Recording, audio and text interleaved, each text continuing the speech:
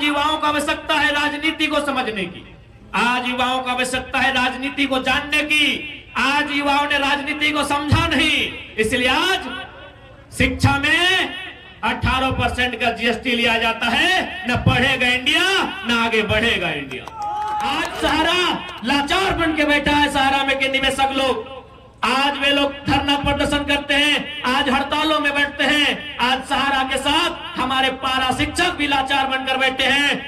UPA की सरकार आई, NDA की सरकार आई, लेकिन समस्या जस की तस बनी बैठी है। आज पारा शिक्षकों की समस्या का समाधान अगर ये सरकार चाहे, माननीय श्री चंपई सोरेन जी चाहे, चुटकी में हो सकता है। जितने ही झारखंडी जनमानस आए हुए हैं,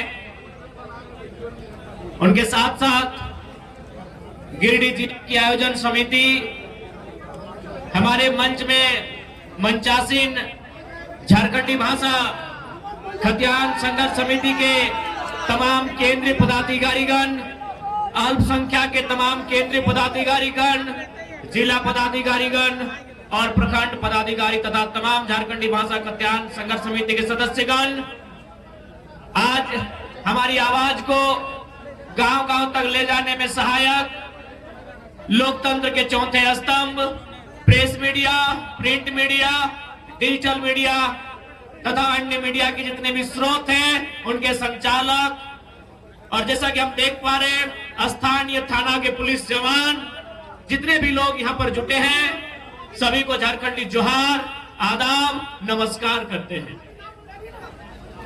कि झारखंड की गलियों से एक आवाज आया है, कि झारखंड की गलियों से एक आवाज आया है, उठो नौजवानों, फिर से इनकलाब आया है। आज 23 साल का ये झारखंड, आज जो शख्स आपके सामने खड़ा है, जिसे आपने बीते 2 सालों में बहुत ही लाड प्यार और दुलार दिया, ये एक साधारण सा छात्र हुआ करता था और आज भी छात्र है भी, लेकिन आज 2 सालों के दरमियान झारखंड राज्य के मुद्दों के साथ लड़ते लड़ते आज हम लोग इस मुकाम पर आए हैं कि आज आप इस साधारण से बेटे को गिरिडीह लोकसभा का नेतृत्व देने जा रहे हैं। ये हमारे लिए गर्व और गौरव का विषय है, इसके लिए आपके आभारी हैं। और बिल्कुल आज यहाँ नौजवान उपस्थित हैं। आज नौजवान कहते हैं आई हेट पॉलिटिक्स। मैं कहना चाहूंगा कि भारत देश जो संविधान से चलता है और संविधान जिसका संशोधन सदन से चलता है, सदन में बैठने वाले लोग राजनीति का हिस्सा होते हैं, यानी संविधान और राजनीति का संबंध होता है। इसलिए जो लोग आई हेट पॉलिटिक्स करते हैं, वे लोग आई हेट कंट्री भी कहते हैं। इस बात को याद रखेगा, क्योंकि संविधान और राजनीति एक दूसरे के सहयोगी होते हैं। आज युवाओं को आवश्यकता है राजनीति को समझने की, आज युवाओं को आवश्यकता है राजनीति को जानने की। आज युवाओं ने राजनीति को समझा नहीं, इसलिए आज शिक्षा में 18% का जीएसटी लिया जाता है। न पढ़ेगा इंडिया, न आगे बढ़ेगा इंडिया। क्योंकि पढ़ने वाले युवाओं ने कहा आई हेट पॉलिटिक्स, उसका हमारे राजनेताओं ने भरपूर फायदा उठाया कि इनको राजनीति से दूर रखिए, राजनीति से नफरत करने में व्यस्त रहे, और आज 18% का जीएसटी लगा दिया है। इसलिए आज युवाओं को राज्य की बागडोर को, देश की बागडोर को संभालने की आवश्यकता है। अब आप बताइए, इन बूढ़ों को थोड़ी आइडिया है कि इस उम्र में पढ़ाई लिखाई का क्या महत्व है। और जो लोग बूढ़े हो चुके हैं, यानी हमारे एमपी एमएलए, उनके बेटों को पढ़ाई लिखाई करने की जरूरत भी नहीं है, किसी कंपनी फैक्ट्री के मालिक बन जाएंगे। यानी आज जिसको एजुकेशन की जरूरत है, वे लोग राजनीति से संबंध नहीं रखना चाहते हैं, राजनीति पे चर्चा नहीं करना चाहते हैं। इसलिए आज भारत देश में शिक्षा का जीएसटी 18% लिया जाता है, और बूढ़ा उनका पेंशन 50,000 पार किया जाता है एमपी एमएलए का। इसलिए आज युवाओं को बागडोर संभालनी होगी। जिस दिन युवा बागडोर संभालेंगे, आज देखिए सहारा परिवार दर बदर की ठोकरें खा रहा है। आज हमको लगता है हर एक गांव में तीसरा चौथा आदमी सहारा से पीड़ित है, लेकिन आज देखिए राजनीति नहीं समझने के कारण, राजनीति के मुद्दों को नहीं समझने के कारण आज कई हजार सहारा परिवार के लोगों ने, निवेशकों ने आत्महत्या कर लिया है, लेकिन कोई बोलने वाला नहीं, क्योंकि आप कहते हैं आई हेट पॉलिटिक्स। सहारा लाचार बन के बैठा है, सहारा में के निवेशक लोग। आज वे लोग धरना प्रदर्शन करते हैं, आज हड़तालों में बैठते हैं। आज सहारा के साथ हमारे पारा शिक्षक भी लाचार बनकर बैठे हैं। यूपीए की सरकार आई, एनडीए की सरकार आई, लेकिन समस्या जस की तस बनी बैठी है। आज पारा शिक्षकों की समस्या का समाधान अगर ये सरकार चाहे, माननीय श्री चंपई सोरेन जी चाहे, चुटकी में हो सकता है। अरे जितना आप अपने फोटो को फिल्टर करके गिरिडीह की सड़कों में खर्च में लगाए हैं, पारा की समस्या का समाधान हो जाएगा। आज आप गिरिडीह के चौक चौराहा में चले जाइए, सुंदर सुंदर तस्वीरें दिखेंगी। मुख्यमंत्री भी बुढ़ाड़ी में फिल्टर वाली तस्वीरें दिखेंगी। आज आप उन आंकड़ों का सिर्फ हिसाब लगाइए कि यदि एक क्षेत्र में, एक प्रखंड के कार्यक्रम में अगर बैनर पोस्टर खर्चा प्रचार में इतना खर्चा होता होगा, तो सोच के देखिए इस पूरे झारखंड राज्य अगर मुख्यमंत्री का कोई कार्यक्रम होता है तो सोचिए कितना खर्चा होता है। आप कहते हैं कि पारा का समस्या का समाधान नहीं है, आप कहते हैं पोषण सखी की समस्या का समाधान नहीं है, आप कहते हैं कि स्वयं सेवकों की समस्या का समाधान नहीं है, आप कहते हैं होमगार्ड की समस्या का समाधान नहीं है। अरे भैया, हर समस्या का समाधान इसी झारखंड की तिजोरी में है, उसे जनता के लिए खाली करने का आपका चेष्टा होना चाहिए। आज बड़ा दुर्भाग्य की बात है कि आज इस ग्राउंड में जब हम लोग का सभा होने वाला था, सुनने में आया यहाँ के लाडले, यहाँ के दुलारे सोनू मोनू, आदरणीय बड़े भाई श्री स्वरूप सोनू जी, आपसे हमारी वैचारिक लड़ाई है। याद रखिएगा, आपसे हमारी व्यक्तिगत लड़ाई नहीं है। ये बहुत ही संकीर्ण मानसिकता के लोग हैं आप, कि आज 1 महीना पहले हम लोग परमिशन के लिए अनुमति मांग रहे हैं। मैं जिला प्रशासन तक ये संदेश देना चाहूंगा, क्योंकि आप लोग आईएएस आईपीएस लोग हैं, आप संविधान की शपथ लेते हैं। भैया, ये कौन सा संविधान, ये कौन सा लोकतंत्र कि आज बताइए इसी झंडा मैदान में मुख्यमंत्री का प्रोग्राम होता है, लेकिन आज हम लोग 6 महीना से झंडा मैदान परमिशन मांग रहे हैं, अब दे नहीं रहे। बताइए कौन सा लोकतांत्रिक व्यवस्था है, बताइए कौन सा व्यवस्था है।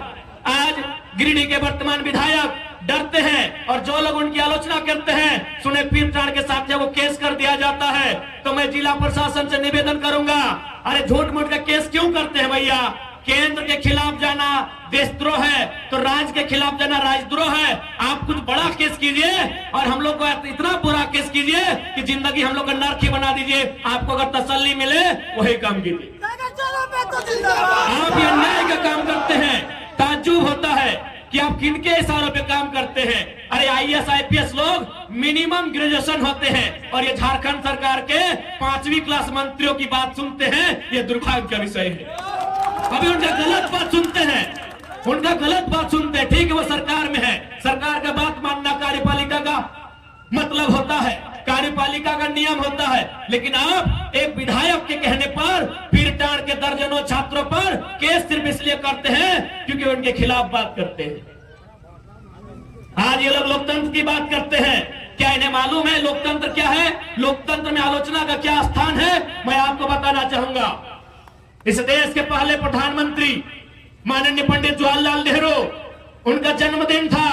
उनके जन्मदिन पर पूरे देश से कवियों को निमंत्रण दिया गया था। उस कवियों की भीड़ में एक नौजवान नागार्जुन भी था।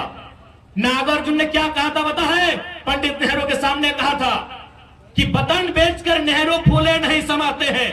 नागार्जुन ने कहा था कि वतन बेचकर पंडित नेहरू फूले नहीं समाते हैं, फिर भी गांधी की समाधि पर शीश नवाने जाते हैं, शीश नवाने जाते हैं। और पंडित नेहरू ने सुना, इसे लोकतंत्र कहते हैं। और सुदीप सोनू आलोचना सुन नहीं पाते हैं, अपने आप को विधायक कहते हैं, शर्माना चाहिए। अरे देश के प्रधानमंत्री ने आलोचना सुना, एक नौजवान के शायर को सुना। अभी कब? बर्थडे के दिन सुना, अपने जन्मदिन में सुना कि वतन बेचकर पंडित नेहरू फूले नहीं समाते हैं, गांधी जी के समाधि पर शीश नवाने जाते हैं। और आज ये सुदीप सोनू आलोचना नहीं सुनना चाहते हैं और अपने आप को विधायक कहते हैं, अपने आप को लोकतंत्र का प्रहरी करते हैं। शर्माना चाहिए। यही नहीं, केवल बर्थडे में नहीं, पंडित नेहरू ने सदन में भी आलोचना सुना था। उस समय कवि कुल के श्रेष्ठ रामधारी सिंह दिनकर राज्यसभा के सांसद थे। भारत चाइना से 1962 में पिट चुका था और राज्यसभा में और कांग्रेस के सांसद थे, ऐसा नहीं कि विपक्ष के थे। रामधारी सिंह दिनकर कांग्रेस के राज्यसभा सांसद थे। क्या कहा था पता है कि रोकने युधिष्ठिर को यहां जाने दे इनको स्वर्ग धेर, पर मुझको लौटा दे गांडीव गदा अर्जुन भीम भी। कह दे शंकर से फिर एक बार करे भारत में मंत्रोच्चार। आज ये सहिष्णुता होती है, ये लोकतंत्र होता है। और आज ये शख्स आलोचना सहन नहीं पाता है, आलोचना सह नहीं पाता है और अपने आप को लोकतंत्र का हिस्सा बताता है। शर्म आनी चाहिए। देश के प्रधानमंत्री ने आलोचना सहा है, प्रथम प्रधानमंत्री ने। ना उन्होंने किसी को ईडी भेजा, ना किसी को समन भेजा, ना किसी के यहां सीबीआई भेजा। खैर अभी वर्तमान प्रधानमंत्री की आलोचना मत कीजिएगा, नहीं तो आपको पाकिस्तान का टिकट कटवा देंगे। बताइए कि यही लोकतंत्र है? क्या आप आलोचना नहीं कर पाएंगे? जो आपकी आलोचना करेंगे, जो आपसे सवाल करेंगे, जो अपने अधिकार की बात करेंगे, आप उन पर केस करेंगे। तो मैं जिला प्रशासन से निवेदन करूंगा कि छोटा मोटा मत केस कीजिएगा, क्योंकि सोदीप सोनो भले मुख्यमंत्री कोई और है, इस सुपर सीएम है, सीधे हम लोग पे राजद्रोह का केस कीजिएगा, उम्र कैद का सजा दीजिएगा।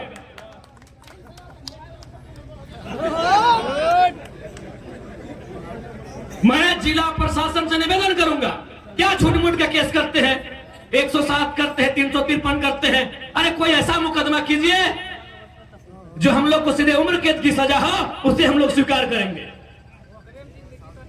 लेकिन फिर भी पीछे नहीं हटेंगे, क्योंकि ये सुदीप सोनू का देश नहीं, ये भगत सिंह का देश है। फांसी भी होगी, पीछे नहीं हटेंगे।